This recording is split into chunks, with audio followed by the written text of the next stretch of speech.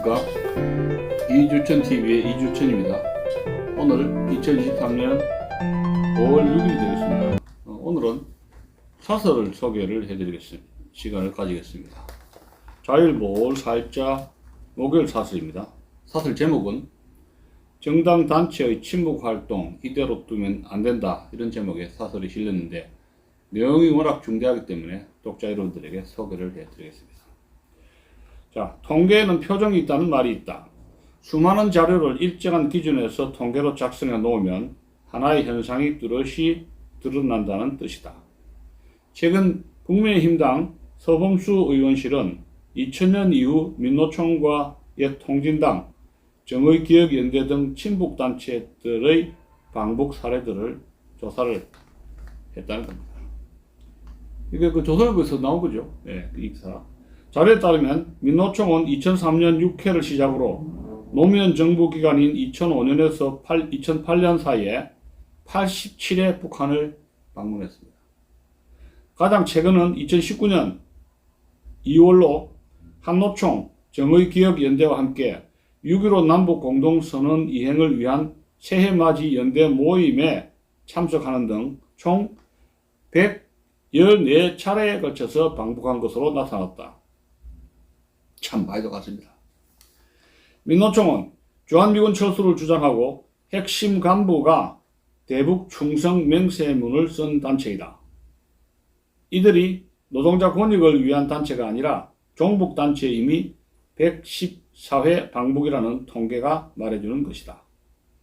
이들 중에는 북한 대남 사업부의 지령을 받고 간첩 활동을 한 혐의로 수사를 받고 있는 현직 조직국장도 있었다.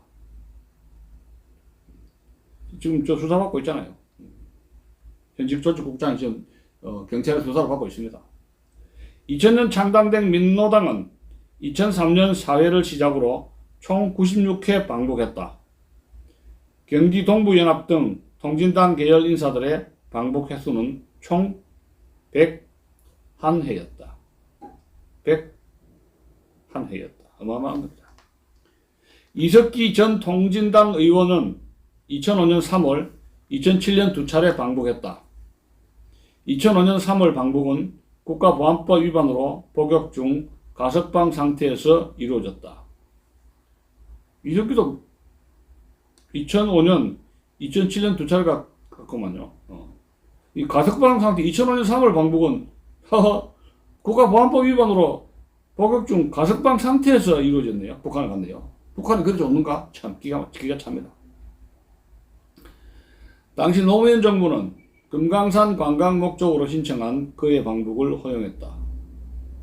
국가보안법 위반 혐의로 유죄 판결을 받고 가석방 상태에서 방북 승인이 이루어진 것은 말이 안 된다는 겁니다. 국가보안법 위반 혐의로 유죄 판결을 받은 상태에서 가석방 상태였는데 어떻게 방북 승인이 이루어지느냐, 이런 이야기입니다. 이렇게 가고 싶어도 정부 당국이 이를 보내면 안 되잖아요. 왜? 가석방 상태이기 때문이죠. 형 집행이 아직 완전히 끝난 거 아니잖아요. 참 기가 찹니다. 민노총과 통진당 인사들의 방북은 노무현 문재인 정부 때 집중되었다. 민노총은 노무현 정부 시절 87회, 문정부 시절에는 5회나 북한을 다녀왔답니다. 문정부 때 급격히 줄어든 이유는 오로지 코로나 팬데믹 때문입니다. 가려고 했는데 코로나 때문에 못 갔다는 거예요. 가고 싶었는데. 통진당 방북도 명목은 남북 노동자 통일대회, 남북 축구대회 등이었다.